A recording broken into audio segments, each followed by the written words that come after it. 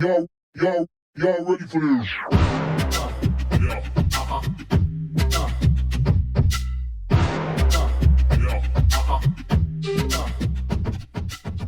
What's up, Bodybuilding.com listeners? My name is Danielle Bitts, and welcome back to the BBcom podcast. Today, I'm joined by Master Coach Craig Bongelli. Craig, you are no stranger to the BBcom ecosystem by now, but we want to connect you with our audience, help them get to know you a little bit more, and we're going to do that with a series of questions today. You ready to jump in? I am absolutely ready. Tell us what brought you to being a coach and the purpose behind your journey of becoming a coach. So when I started being a coach, I was working menial labor jobs, bouncing, and I was training myself and learning to help myself. And at first I did it for the money. And then the first client transformation I had, I was like, whoa, like this changes who people are. And from there, like, what else was I going to do? Like after having a feeling like that, I was all in. No going back after that. How would you describe your coaching style? Honest. Honesty is my number one policy as a person and as a coach. If somebody's blowing it, I think they deserve the respect of hearing it. If they're crushing it, I think they deserve that. If there's certain things they need to do to achieve their goals, like I'm not sugarcoating it. Here are the steps. Here's what it takes. How do you want people to feel when finishing a workout with you, whether that's one-on-one, training with you in the app? What's an emotion that you hope they have once they click finish or once they walk out of the room? I'm not sure what the emotion is. So if you can put a word to this, I would greatly appreciate it. I'd like people to feel like they took a step forward. They didn't just do something. They moved closer to where they ultimately want to be. Accomplished. Yeah, that's a great word. Love that. That word. Why is strength at the core of your teaching principles? Because without strength, you have no meaningful physical qualities in anything or anything. Like strength is the mother of all other capacities. You know, I love that you put it that way because oftentimes, and we talk about this often here in our newsletters and different episodes and whatnot, you know, when somebody's very eager to get started on something, they usually go heads down on just that one single modality. Maybe they want to do a 5K, a marathon, an Ironman, ollie lifting competition, whatever the case may be. And they are very, very gung-ho on just jumping into that single modality. But regardless of whatever fitness or health goal that you're chasing after, I think we can agree that strength needs to be the foundational building blocks to whatever goal that you set. Completely. And my most prevalent mentor, Louis Simmons, the founder of Westside Barbell, repeated endlessly that a pyramid is only as tall as the width of its base. So the wider the base, the taller the peak. And you can point that at anything you want, like all of the things you mentioned. But strength is so prevalent to having that broad base that if you want to get anywhere high, you want to reach the heights of accomplishments, you need strength to do it. And I think that's applicable for just everyday life and longevity as well. I mean, forget the competitions that I just threw out there a second ago. I mean, if you want to live a longer life, if you want to be able to carry the groceries through your door, lift up your grandkids, whatever the case may be, it all starts with building that foundational strength. Absolutely agree.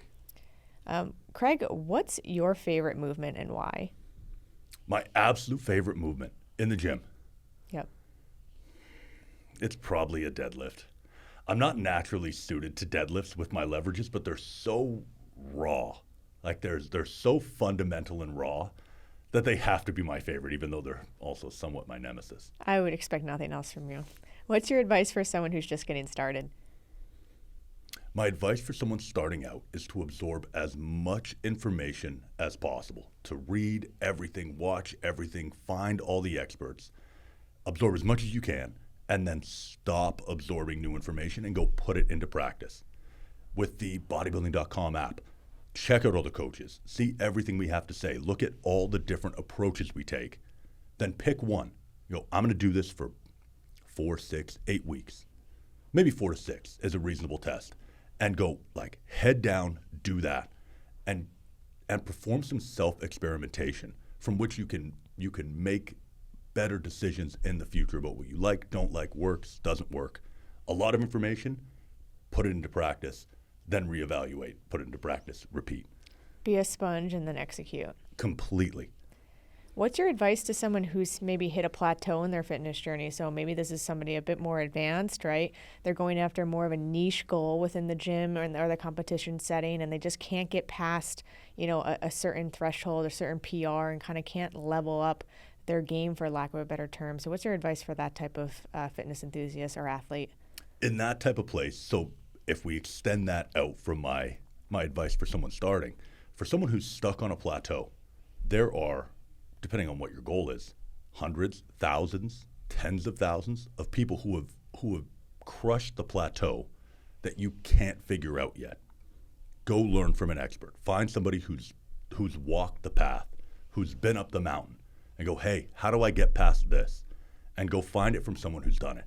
Because once you're at a point where you have a great base, where you've moved past the beginner stages of training, now you can actually go talk to an expert about your particular situation and get some advice that will save you years of time and hundreds of hours of frustration.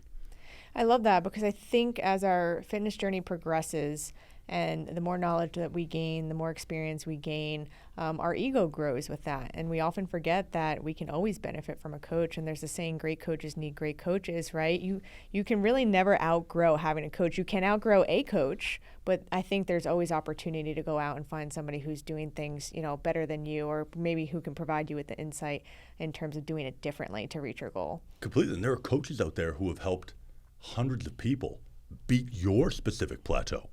Like, some of those coaches, depending on your goals, are going to be in the app. Like, you'll have access to us.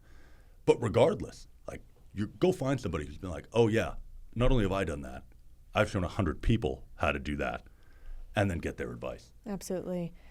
Craig, as you know, we're relaunching Signature, which is our house brand here at BB.com. Very exciting. We're going to have whey protein, creatine, EAAs, hydration, everything you can imagine in this line. Tell us what your current favorite Signature product is and why it's a part of your daily stack. This is going to be a boring answer. It's the magnesium. I find a high quality magnesium supplement. I recover faster. I sleep better, which also assists in the recovery. Everything about how I feel and how I function works better when I'm using a high quality magnesium. And that's not a cool answer. I'd love to be like, pre-workout this, protein this, BCAAs this. I don't have it. The magnesium for me, like, that is the one where if I had to forgo something, that would be last on my list. Don't sleep on magnesium. Magnesium plays a significant role in all of the points that you just discussed. It helps with sleep as well. It's key in hydration. So magnesium, it's massive. It's just not a cool answer. That's all right, Craig. You're a cool guy. How do you fuel your day? Tell us about your meal prep. Tell us about your day-to-day nutrition and what that looks like on a weekly basis for yourself. So right now, I've been experimenting with essentially an animal-based diet with fruit. So milk, eggs, cheese, an obnoxious amount of beef, and fruit. And I've been feeling pretty good.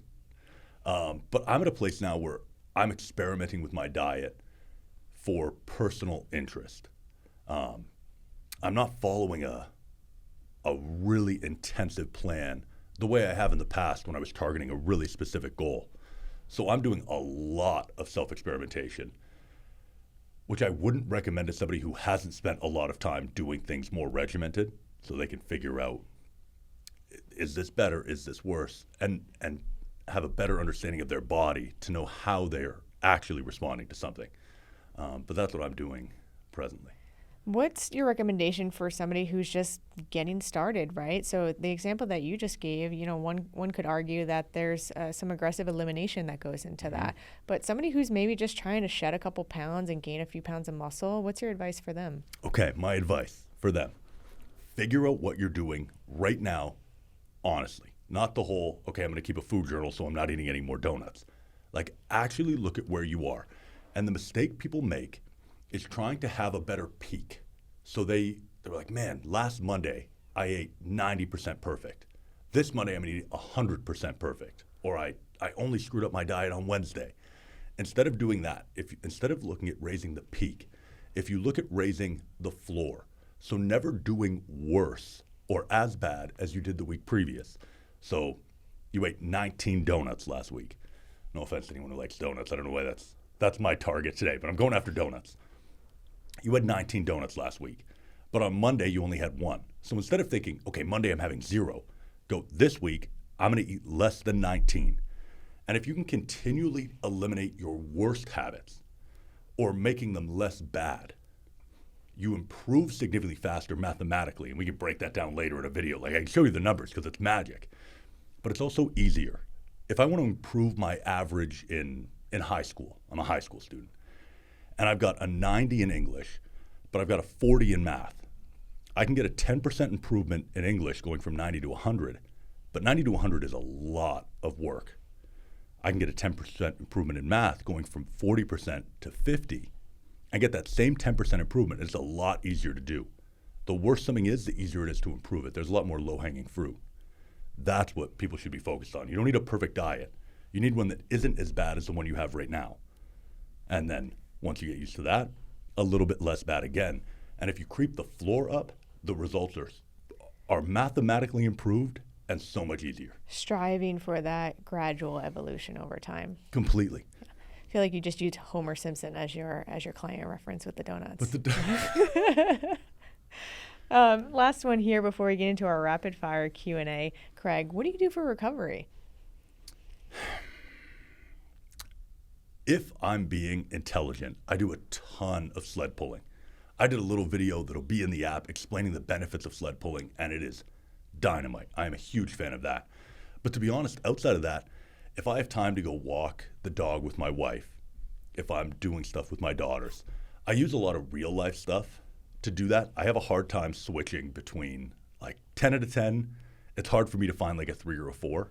So I typically need other people involved or sled pulling.